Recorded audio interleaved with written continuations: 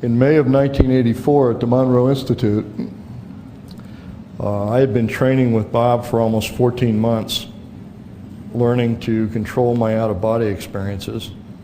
I had had spontaneous out-of-bodies for many years, and Bob had been training with me in his lab at the last year of my time at the project, Stargate project, to teach me to control my out-of-bodies.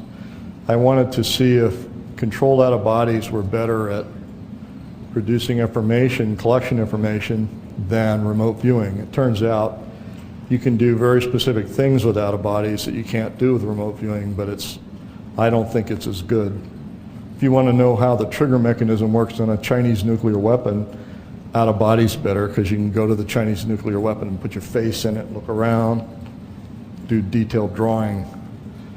But if you want to know where all the parts from the weapon came from, remote viewing's better, because all the parts are intricately linked together, data-wise. So things are different for how you want to do things. In any event, during that period, my training officer, Skip Atwater, would come in from the project and test me to see whether or not my remote viewing was getting any better. And one of his tests that he brought, one of the training tests that he brought, was a target that I didn't know anything about. Normally I did mundane targets, like quasi-military targets. Well, this particular week, he brought a Mars target.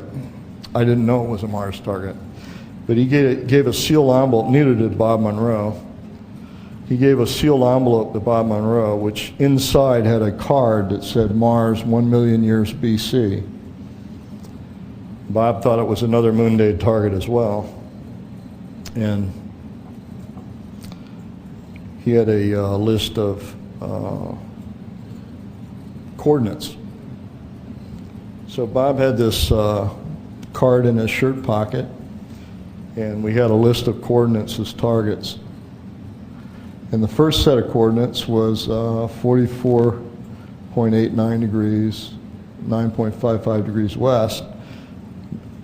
I didn't know anything about the targets, as I was laying in a dark black cube in the lab, floating on a sea of salt, listening to hemi-sync tapes. And the first thing I heard was the coordinates. And this was my response. I got a great view of a pyramid form, sitting in a large depression. It's yellowish, ochre colored. I get clouds, a severe storm, major geological trauma. Then I was asked to visit the site before the trauma. They said, go back before the trauma. I said all the dirt had disappeared. There were now smooth walls. Everything was flat, megalithic. I said something about, gee, is this a new pyramid? Did they discover a new pyramid? Because it's really large. Shadow of people, fragments, memory of people. They said, go back to when they were there. Large people, thin and tall, wearing strange clothes, skin tight, very tight, almost can't see them. This is the actual target based on the coordinates. That's the face everybody's always referring to on Mars. This is actually the depressed area. This is the pyramid.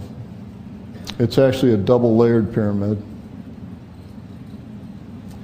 This is the second set of coordinates that I got. In a canyon looking up steep, high walls that go on forever.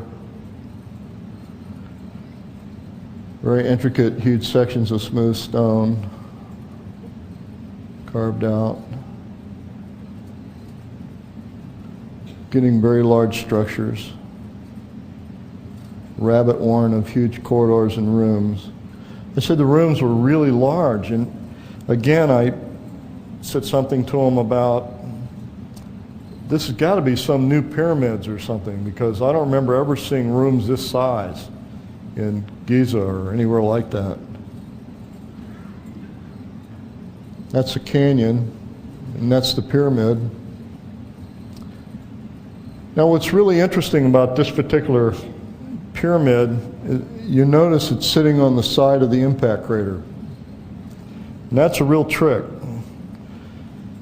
because that means the pyramid had to be put there after the impact crater.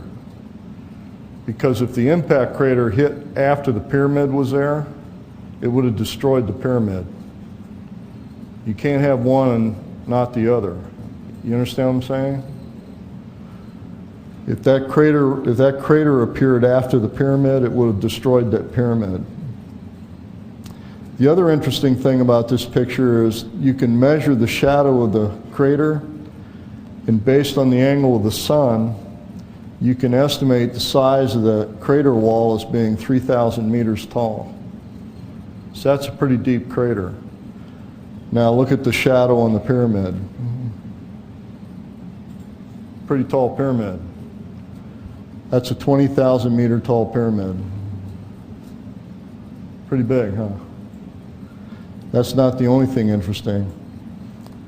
That pyramid had to have been formed after the crater was formed. Here's something else interesting. That pyramid's even closer to the edge.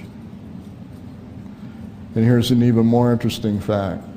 There's the road in, there's the road out.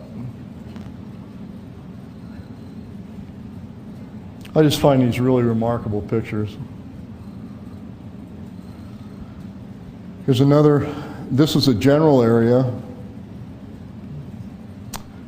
Pyramid's huge, but different this time.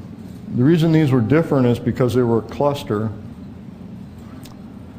These are like shelters from storms. Designed for sleeping, I specified hibernation, sleeping through savage storms. I'm asked to find out why. They're an ancient people trying to survive. It's past their time and age. They're waiting for the return of someone sent to find a new home. Their world passed through the tail of a comet. I had a sense that their atmosphere was stripped away or destabilized when it passed through the tail of the comet.